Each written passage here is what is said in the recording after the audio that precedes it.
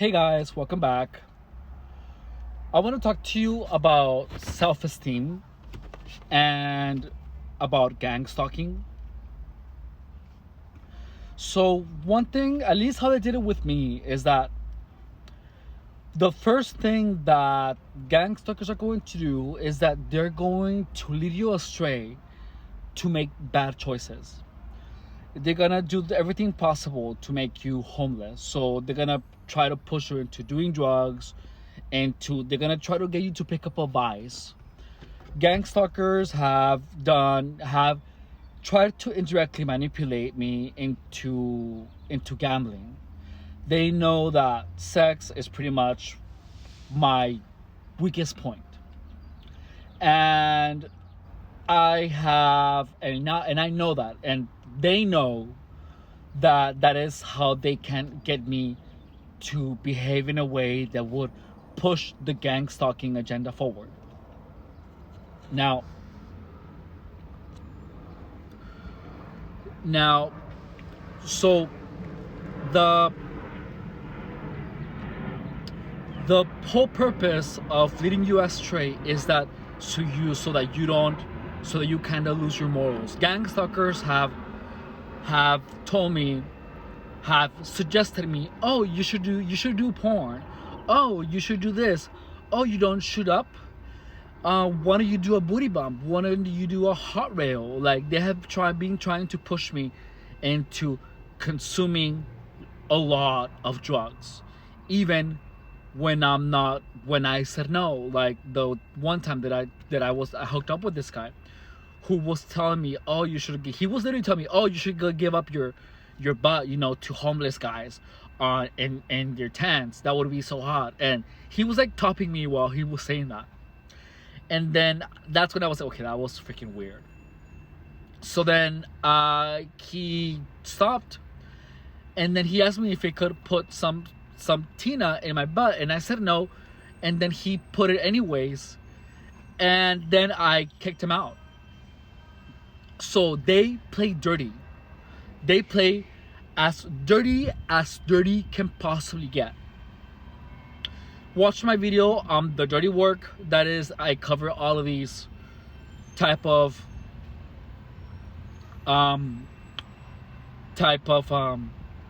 tactics. So they indirectly will manipulate you into just having your mind filled with your worst vice. Like with me, it is crystal meth and sex. So they're gonna try to, when I'm not on any social apps, on any hookup apps, I'm completely away from their grasp. So even a guy tried to, so guys that I have hooked up with, even though when I have told them, do not message me for the next 4 months, that what are they gonna do? They're gonna immediately message me, oh, you should come over, blah blah. And when I'm there, even though they tell you, oh no, there's not gonna be any drugs involved, they're gonna be drugs involved. And then they're gonna be like, oh, do you wanna hit it? And they're gonna like hand me a bong, they're gonna offer you the pipe. That's a dirty work. They're gonna lead you astray. They lead you into, oh yeah, don't worry, no drugs, don't worry. And then they're gonna be there, and guess what? They are gonna be drugs.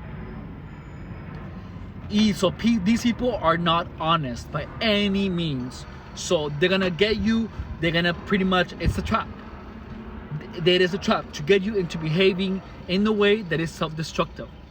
So when you behave when you do things that are self-destructive, you are indirectly telling yourself that you are not worth taking care of, that you are trash. And so when you behave in this way, your mind will literally start accepting this as facts, because you are behaving in a way that confirms it to you.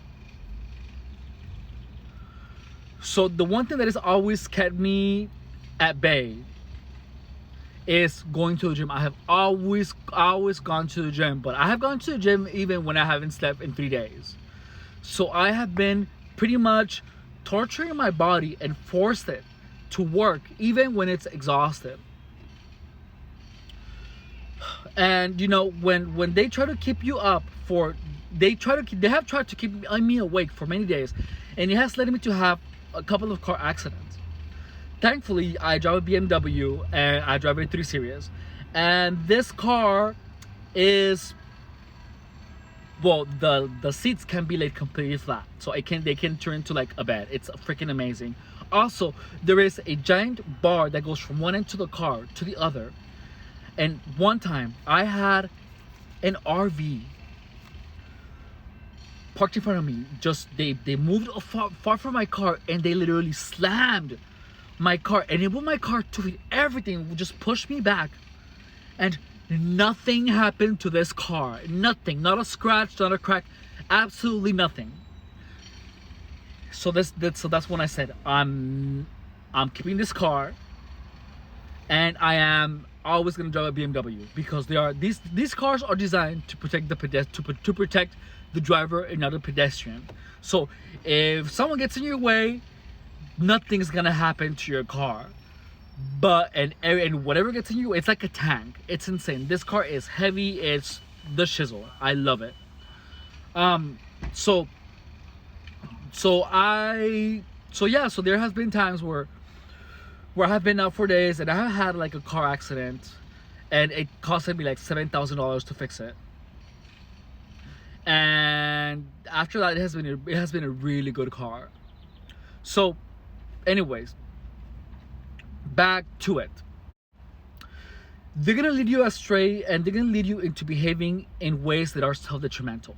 So guess what? If you have your life together, you go to the gym, you work, you study, you have projects going on, you have family. When you have a life full of activities, you are not giving any space to gang stalkers to enter into your life, because you're not susceptible. If you're following the 10 commandments, you're not a thief. I can be anything you want, but I am not a thief, and I just don't steal, period. It is just I just don't. I had, and I have been caught, and I got in trouble, and that is what just, after that, I was like, okay, no, I'm not doing that. It is not good for my soul. More than anything, it's really bad for your soul. So, anyways, I have made mistakes, but I have learned from them. But the one mistake that I'm trying to stay away from is the mistake of doing drugs, and I have paid consequences for what I have for my actions. And one of the consequences, the most impactful one, is for me to pretty much act against myself. And that is what gang stalkers need. They need you to start doing things that will change your perception of yourself into something negative. So when I was in the selfish quest for pleasure, in any way, shape, or form, that is the impression that you're giving yourself of yourself. So I felt like I was a hoe, which I am. I'm a proud hoe now. I don't care now, but I used to, and I used to care what everyone thought of it. And because gang stalkers, I just felt that being a hoe and a drug user led me into a really dark path of taboos, where I felt like I wouldn't act on any of them.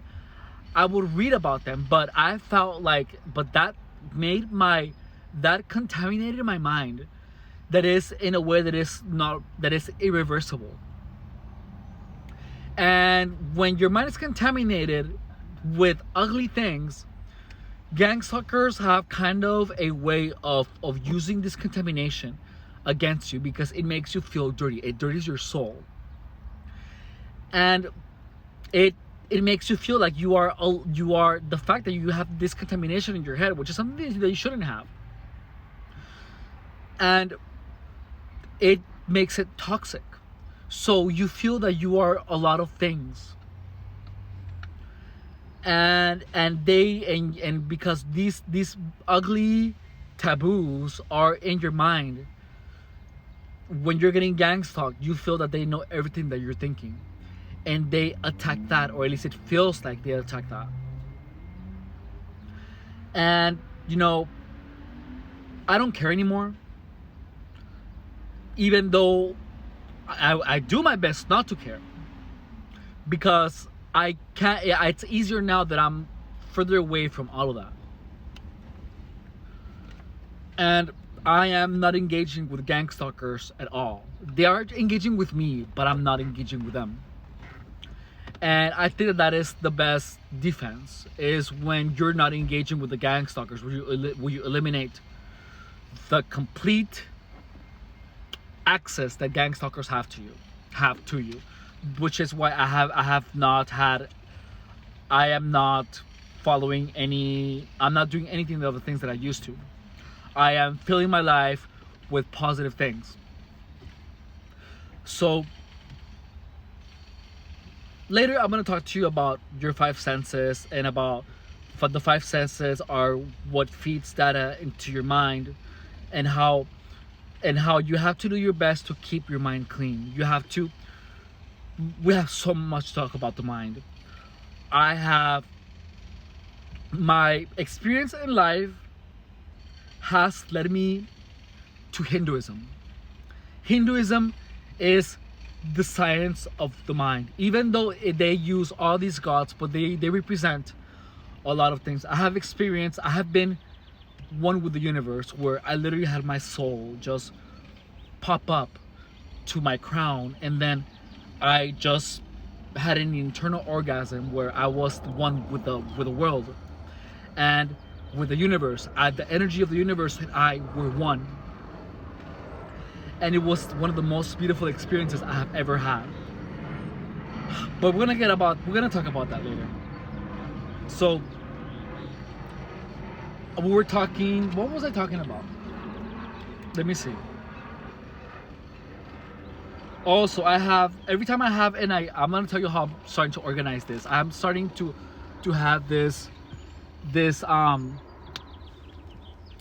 note with a lot of bullet points, where it is the topics that come to mind, and I write them down, and then we talk about them, and then I check them off when I talked about them. So self-esteem and gang stalking. So there was a point where I felt that gang stalkers where I believed that I was the worst of everything. I everything. I was so sensitive to anything that represented me being the worst type of human being, because I was engaging in that activity. I was using drugs. Drugs is the primary thing that is gonna lead you to having a low self-esteem. It really, really is. It is the most powerful.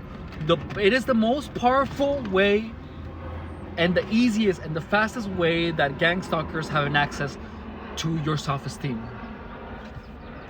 So during my gang stalking, I did this thing where I began,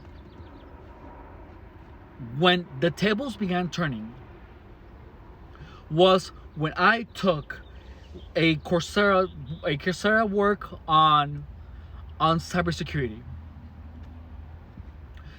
I just focused on studying, and I stopped studying for the cybersecurity because I lost interest in it. I want to do it. I want to learn how to program, but I realized that I wasn't studying because I wanted to do this with you. I wanted to do these videos, and I don't feel like this is work. I am doing this with as much pleasure as I can possibly get from doing anything. This is what I want to be doing. I want to tell you guys everything about gang stalking. So during that time, when I began studying, my self-esteem began getting better. It began raising, because I wasn't thinking about sex. I wasn't thinking about hooking up. I wasn't thinking about gang stalkers. I was thinking about learning, and these was so amazing to me because it was something that I was learning. My self-esteem began growing, and and the a lot of things began happening when I began taking this course. My mind just my self-esteem began growing, so I fixed a lot of things on my car. I did a polish thing. I went to get a haircut. I was clean shaven. I began to dress up. And I began to feel amazing about myself when I began studying, because my focus was to learn something new. My mind was being stimulated, and not only that, but then the narrative of the voices that I was hearing in my head began to change. They became my allies. I began to discover that they were pretty much talking to me about how I felt about myself. The thing was that gang stalkers had pushed my self-esteem so low to the ground that my voices, my superconscious mind was just repeating what I thought about myself. But when that began changing, the voices began talking a different narrative. That is exactly why I know that the voices in my head were not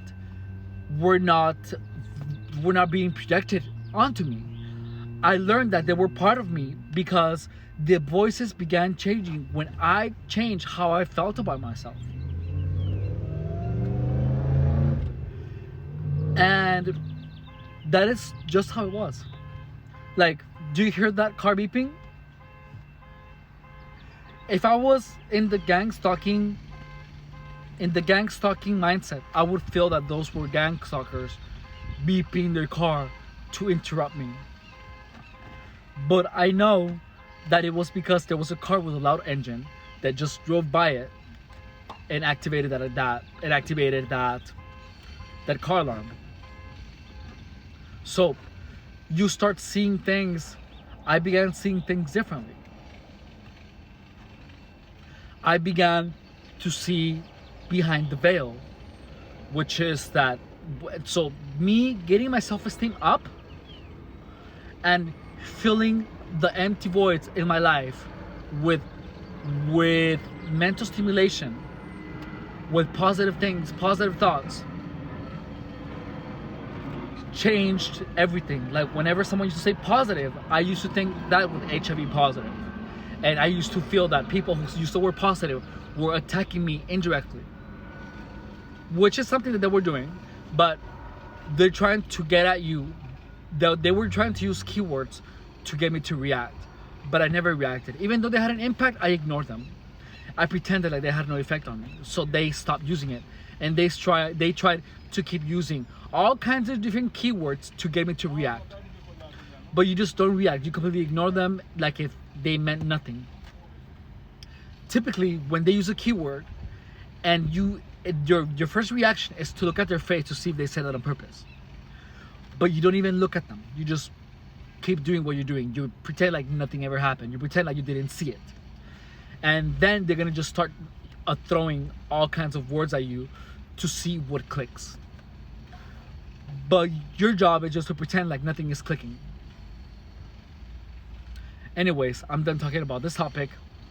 We're gonna talk about the other topic next time. I'm gonna go get a cigarette, have some breakfast, and I'll keep talking to you later. Bye.